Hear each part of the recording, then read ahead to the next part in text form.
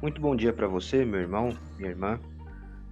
Nosso evangelho de hoje está em João, capítulo 13, dos versículos 1 ao 20, e é a passagem onde Jesus lava os pés dos discípulos e, logo após, ele vai falar sobre aquele que o trairia.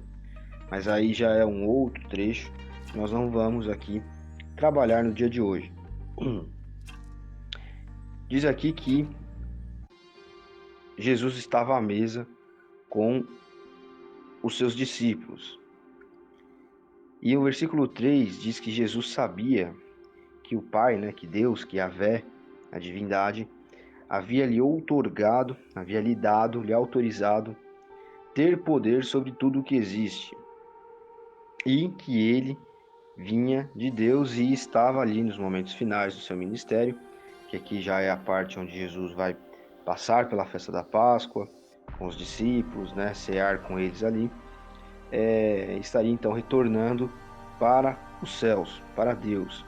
E aí, dentro desse contexto, diz no versículo 4 que ele se levanta da mesa, tira a capa, coloca uma toalha em volta da cintura, e então começa aquela cena que nós conhecemos muito bem, que é a cena chamada e conhecida como lava-pés. É o momento em que Jesus ele recolhe uma bacia com água, pega essa toalha e começa a lavar os pés dos discípulos. Nesse trecho aqui tem muita coisa que nós poderíamos trabalhar e hoje não vai ser possível porque nós não podemos nos alongar aqui, Eu não posso me alongar neste vídeo. Mas eu acho interessante o que acontece a partir do versículo 12, que é, com o fim desse momento onde Jesus lava os pés de todos os discípulos, ele se assenta novamente, volta a vestir sua roupa, a capa no caso, e pergunta aos discípulos: vocês compreendem o que foi feito aqui? Porque vocês me chamam mestre e senhor, e estão certos, porque de fato eu sou. Dessa maneira, se de vocês eu sou senhor e mestre, ainda assim lavei os seus pés, igualmente vocês devem lavar os pés uns dos outros. Eu dei o exemplo para que, como eu fiz agora, vocês também o façam. E aí ele fala no 16 aqui, o trecho que eu quero trabalhar de uma maneira um pouco mais profunda. Em verdade, eu afirmo a vocês que nenhum escravo é maior do que o seu senhor, como também nenhum enviado é maior do que aquele que o enviou.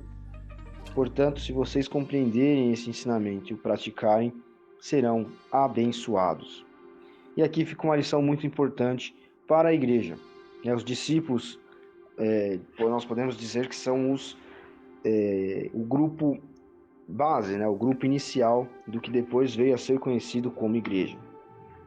Jesus diz a eles que, se eles servirem uns aos outros, eles serão abençoados. Se eles pegarem aquele ensinamento do lava-pés e refazerem esse ensinamento, e praticarem essa ideia, eles serão abençoados. Não é praticar o ato em si, como muitas igrejas fazem, como muitas pessoas fazem. Não é ficar lavando o pé um do outro, mas é o simbolismo que isso traz. O simbolismo que isso traz é, olha, ninguém é maior do que ninguém. A proposta do reino de Deus é uma proposta de serviço. É uma proposta de arregaçar as mangas, se apegar a algo e praticar algo, e fazer algo. A igreja não existe por si só. Muitas pessoas pensam que porque existe o Espírito Santo que guia a igreja jamais será destruída. Então, vamos orar, e a igreja, as portas do inferno não vão prevalecer. E isso é fato. As portas do inferno não vão prevalecer sobre a igreja. Mas a igreja, ela é um organismo vivo. Um organismo vivo quer dizer que as coisas só irão acontecer quando pessoas ocuparem espaço e fizerem algo. A igreja ela ganha movimento a partir de braços, de pernas, de mãos, de bocas, de estudo, de pessoas que falam, de pessoas que tocam, de pessoas que saem para evangelizar, de pessoas que dão a esmola, de pessoas que fazem uma obra social, de pessoas que levam a bandeira de Cristo até os lugares onde elas estão.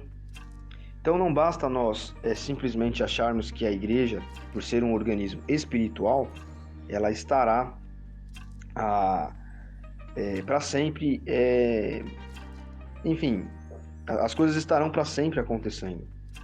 E dentro dessa ideia de que nós somos a igreja, nós precisamos fazer as coisas, está o serviço. Então eu faço as coisas na igreja pelo bem-estar dos irmãos.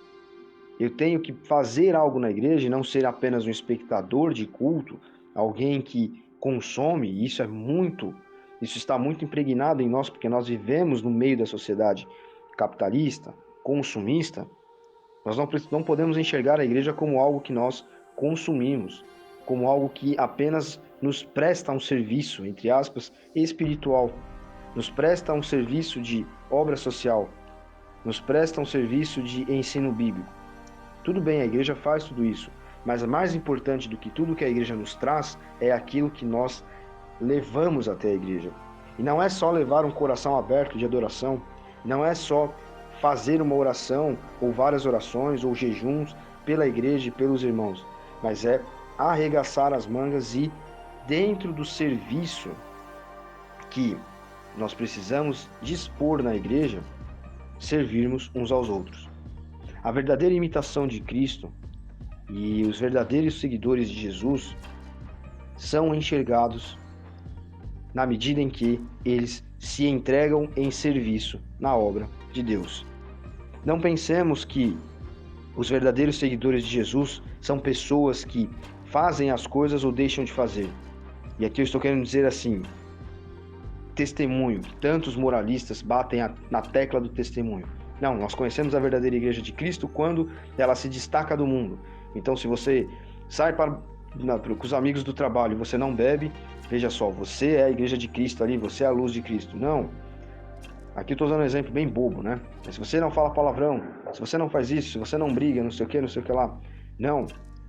O verdadeiro discípulo de Cristo se percebe na medida em que ele entrega seus dons, seus talentos, seu tempo, sua disposição, seu vigor pela igreja de Jesus Cristo, na medida em que ele serve os seus irmãos. Então, esse trecho de hoje aqui, ele é muito importante para que nós estejamos sempre fixados na realidade de que o serviço na obra de Deus é a verdadeira imitação de Cristo. Estarmos engajados numa obra, em uma igreja, e servirmos os nossos irmãos, também é servir a Deus, e é imitar a Cristo. Todos somos iguais, ninguém é melhor do que ninguém, e todos os talentos, as capacidades, os dons e as habilidades se complementam dentro de uma igreja. E aí outros fatores vão servir como argamassa para esses tijolos de habilidades, que são justamente os frutos do Espírito Santo dentro de cada um. Então, para que uma igreja trabalhe coesa, não pode existir racha interno, não pode existir inveja, não pode existir orgulho, não pode existir ira, tem de existir amor.